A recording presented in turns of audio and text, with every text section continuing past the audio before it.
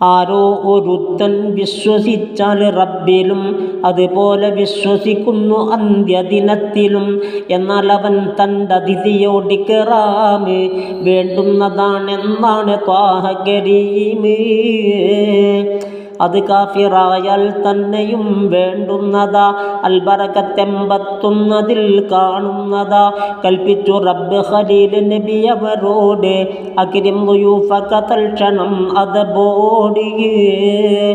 ആടും അറുത്ത് കൊടുത്തു കാളയുമന്ന് ജമലും കൊടുത്ത് ഖലീലു ലൈഫിന്. അക്രിം ദുയൂഫക എന്ന് വീണ്ടും കൽപ്പന ബഹുമാന്യരിൽ ഇറങ്ങുന്നതായി മിൻ റബ്ബിന. അപ്പോൾ ഖലീലുല്ലാഹി ചെന്ന് ളിയാഫിന് താൻ തന്നെയായി സുഹൃത്തുക്കളെ ഖിദ്മത്തിന്. ഇത് കണ്ട് റബ്ബ് പറഞ്ഞ് അവരോടന്ന്, ശരിയായതിപ്പോഴാണ് ഇക്റാമെന്ന്. വിഭവങ്ങൾ അധികം ഉണ്ട് എന്നാൽ തന്നെ ഖിദ്മത്തിലാണ് ഇക്റാം മുഴുവൻ പൊന്നെ. മുഖപ്രസന്നത കൊണ്ട് നീ എതിരേൽക്കണം, സൽക്കാരമായി ക്ഷണം തന്നെ ഉള്ളത് നൽകണം. അവർക്കൊക്കെ സേവനത്തിന് നീ തന്നാകണം. ഇവ മൂന്നിലാണ് ഇക്റാം എന്ന് നീ അറിയണം. നിനക്കുള്ള ശ്രേഷ്ഠത മൂന്ന് കാര്യം കൊണ്ട് കുറയുന്നതല്ലൊരു കാലവും എന്നുണ്ട്.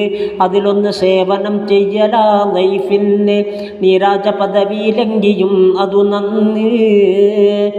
അതുപോലെ തന്നെ നീ സേവനം ഉസ്താദിനും ചെയ്യേണ്ടതാ, കൂടാതെ നിന്റെ പിതാവിനും.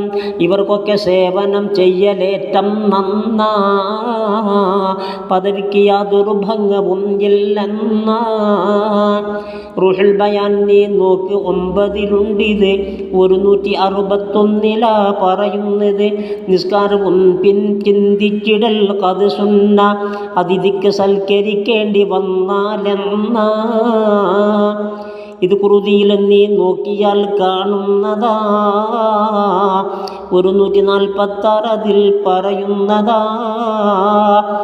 സമയം ഖളാ ആകാതിരിക്കണമെന്ന് വിധിയുള്ളതും ഓർക്കേണ്ടതാ നീ അന്ന്. ഖലീൽ ഇബ്രാഹിം നബി ഇരു സമയവും ഭക്ഷിക്കലേ ഇല്ലതിഥി ഇല്ലാതൊപ്പവും. ഖലീൽ എന്തൊരു പേര് കിട്ടാൻ കാരണം 3 ഒന്നിതാണെന്നോർക്കണം. പിന്നുള്ള 2 താഴെ ഞാൻ കുറിക്കുന്നത് മുസത്തറഫിൽ നിന്നാണ് ഖൽ ചെയ്യുന്നത്. ഏതെങ്കിലും ഒന്നിൽ ഖിയാറുണ്ടെങ്കിലേ റബ്ബിൻ്റെ കാര്യമെടുക്കലാ പതിവെന്നിലെ. ഏതൊന്നിലാണോ നിന്നതവനും ജാമ്യവും. ഞാൻ ചെയ്യലില്ലത് കിട്ടുവാൻ അധ്വാനവും. അതിഥിക്ക് സൽക്കരിക്കുന്നിടാ നൽകേണേ യാ റബ്ബന, അത് നല്ല അമലിൽ ചേർക്കണേ. നീ അതിഥി സൽക്കാരം പെരുത്തവൻ എങ്കിലേ റിസ്ക്കിൽ വിശാലത റബ്ബ് ചെയ്യും നിന്നിലേ.